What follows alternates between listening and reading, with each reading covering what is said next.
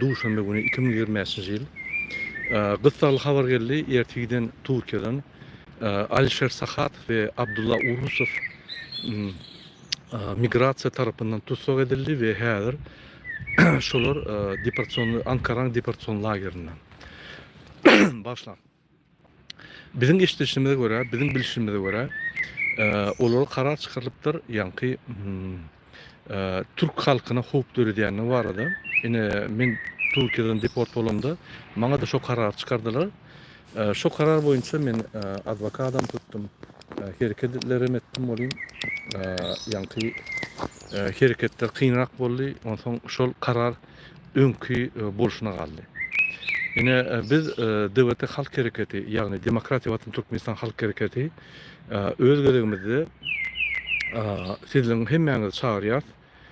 Ýöne seredip durmaň bu waka gaty wajyp Türkmen halky üçin, Türkmeniň jemgyýeti üçin, şoň üçin graždan aktivistler Alişer Sahatov we Abdullah Urusov iki sany aktivistler şoňa golluk bereliň we her kim öz gezeginden berip bilýän golluk berdin. Başlardyň. Ine biz gerek yerlere hattary urda şuň nedip bolsa tizen ve gelecek protesti biz gurnar. Ondan daşary egerde kimde kim kömek edilýän bolsa, maddi kömek edilýän bolsa ýa-da golluk edilýän bolsa, onu Türkiýedäki aktivistler bilen habarlaşmaly. Ine şolar ýanky adwokat tutýarlar we bir topar organizasiýon hereketleri edýärler. Şolar bilen gürleşip maddi kömek etmeli. Egerde mümkinçilik bolsa, ine adwokatlara adam başyna $2,500 gerek. Her bir ýanky aktivist üçin, Alişer Sahatov üçin we Abdullah üçin şolary ýanky Türkiýedäki aktivistler bilen habarlaşanda maddi kömek etbilýän bolsaňyz, kömek etseňiz gowy bolardy, adwokatlar işlerýärdi. Onun daşyndan biz halkary gurmalar bilen häzir kontakta girip otyrt. Şol Abdullah Urus boýunça we Alişer Sahatov boýunça ine şu ýaly ýanky gynanç habarlar geldi. Biz umid edýär şol Türkmenistana gitmeli ýaly we bizim elimizden hereketleri ederdi. Men ýene de bir gerek ýatlaýan hemme aktivistlere goşulşyp ýanky şol kısan adama kömek etmeli, her kim elinden gelýän etmeli, çykyşlar etmeli, hatlar ýazmaly, ýanky watandaşlara haýyş etmeli, maddi kömek etdirýärli we şol iki sany ogluny biz gollaly. Ine şol gynanç habarlary men aýtmaly bolýan, gynansaňam Türkiýedäki häzir ýagdaý Türkmen migrantlaryň we beýleki de adamlaryň, diňe Türkmen halkynyň däl haklary bozulýar.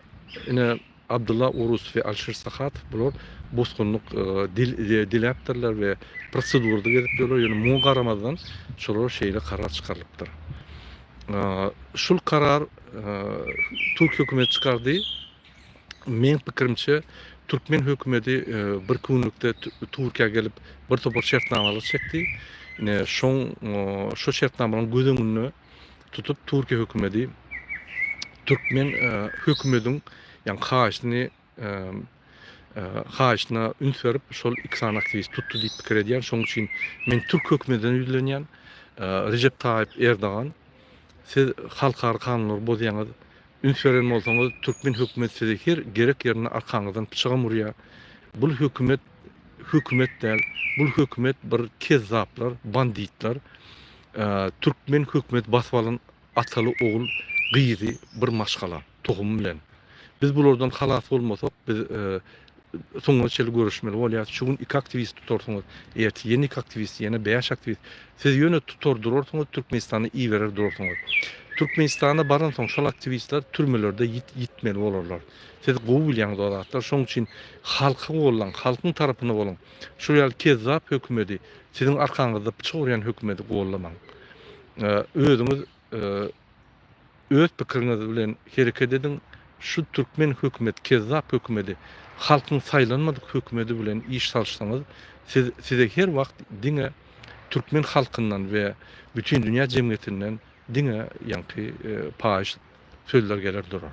Şoň üçin biz gatynanýat bir salihatly, bir ölçegli karar kabul edip Şul iksan aktivistimizi boşa dorsunuz diýip biz pikir edýär, umyt edýär şoňa. Hormatly ýyleşler, men aýdyşym ýaly maddi kömek gerek. Adwokatlara pul tölemeli, her bir ýanky aktivistde $2,500 boly pul tölemeli.